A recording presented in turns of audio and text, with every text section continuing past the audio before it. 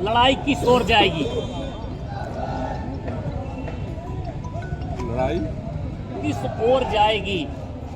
लड़ाई सीधी विधानसभा में सपा और भाजपा के आमने सामने। कांग्रेस कहीं नहीं रहेगी, विधायक जी भी हैं। बाकी लोग लड़ाई से बाहर हो चुके, विधायक जी और कांग्रेस पार्टी बाहर हो गई। लड़ाई से बाहर हो चुके। कैसे बाहर हो गई? अभी आप देखिएगा, समय आने दीजिए।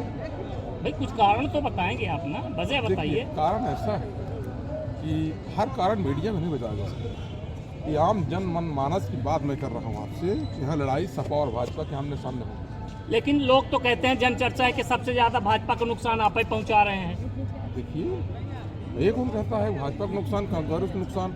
मैं नुकसान किसका फायदा? मैं समाजवादी पार्टी को जीतने के लिए लड़ रहा चुनाव में। लोगों का कहना तो अलग अलग है, लोग कुछ कह सकते हैं, लेकिन मैं आपको एक लाइन बताया हूँ कि सीधी विधानसभा में लड़ाई आमने सामने सपा भाजपा की होगी, बाकी लड़ाई से बाहर हो चुकी। ये अंदर का मामला है, क्योंकि आप भीड़ देख के मत बोलिएगा कि भीड़ कोई ला ले और कैसे कर ले। लेकिन मैं बता रहा हूँ जो अंदर जो लोग नहीं आ पा रहे हैं, जो लोग कांग्रेस में हैं, लोग तो कहते हैं भाजपा दो टुकड़ों में, फिर कैसे आप जो है तो कहते हैं लड़ाई उससे होगी? लोगों का मानना है जो जितना अनुभव होगा कहते होंगे, लेकिन जो मेरा अनुभव है तो मैं आपको बता रहा हूँ लगभग 99% आपको देखने को मिलेगा भी।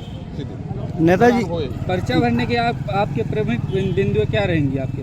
मेरी प्रमुख बिंदु जो आज सीधी जिला हो चाहे मध्य प्रदेश हो, जो हालात आज तक 75 साल आज़ादी के बाद हमारे यहाँ बेरोजगारों के साथ, किसानों के साथ और जो हमारे छोटे व्यापारी हैं इनके साथ जो व्यवहार किया गया, उसके चलते क्या है कि पूरी तरह से एक तबका बहुत नीचे जा रहा है और एक दो उद्योगपति बहुत ऊंचे जा रहे हैं।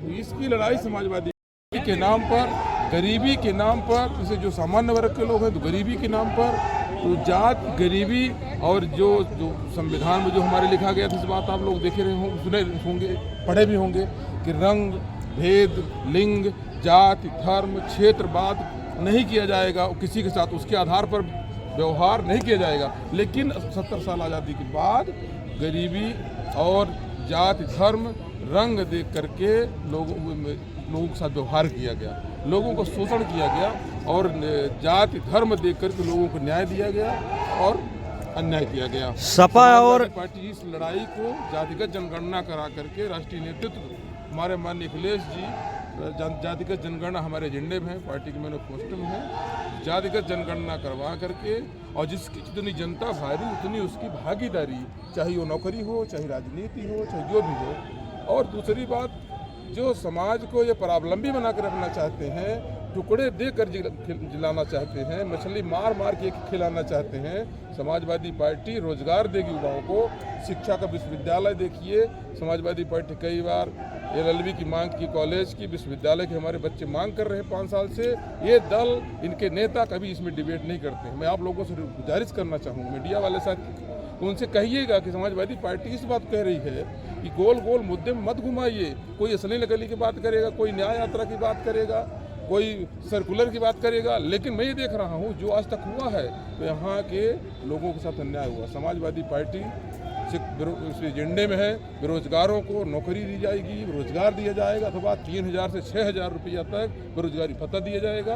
आप लोगों के सामने आएगा मैनिफेस्टो, और जातिगत जनगणना वाला बता ही दिया आप लोगों को, और महिलाओं का सम्मान किया जाएगा, शिक्षा की अच्छी व्यवस्था की जाएगी, और जो गरीब भूमिहीन परिवार है हर परिवार को 2.5 एकड़ जमीन दी जाएगी व्यवस्थापन करने के लिए, जिसको कांग्रेस ने रोक के रखा था, भाजपा उसकी पुष्टि कर रही है। जो गरीब बेचारे बसे हैं 100 साल से, उनका कब्जा नहीं लिखा जा रहा है। ये सारी समाजवादी पार्टी की योजनाएं होंगी और इस बातों को लेकर हम जा रहे हैं। समाजवादी पार्टी का तो जलवा कायम है, लेकिन जनता के जलवा कब तक कायम हो पाएगा? समाजवादी पार्टी का जलवा कायम, सीधी शुरुआत अच्छे से हो रहा है, वो तो पूरे मध्य प्रदेश में रहा है। मैं समाजवादी पार्टी में पूरी मौजूद चल रही है, लेकिन ये सीधी से शुरू हो रहा है।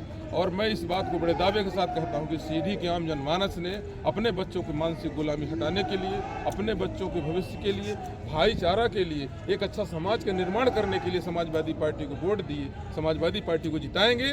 संपूर्ण मध्य प्रदेश के गरीब जनता का भी जलवा कायम होगा।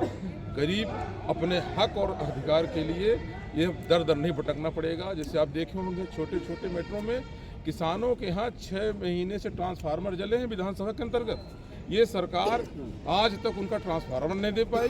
इसके पास कर्जा ला के पंजीरी बांट करके लेमन चूस दे के वोट लेने को समय है। हम लोगों ने अधिकारियों से चर्चा किया, बोले गोदाम में ट्रांसफार्मर नहीं है। तो मैं मानता हूँ जो सरकारें आज तक चली हैं तो लोगों को परावलंबी बना के रखना चाहती है, गुलाम बना के रखना चाहती है, मानसिक गुलामी रखना चाहती है, आर्थिक गुलामी रखना चाहती है, राजनीतिक गुलामी रखना चाहती है।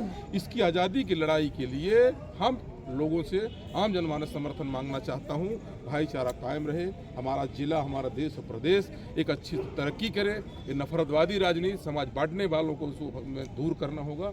और धन्यवाद। क्या मानते हैं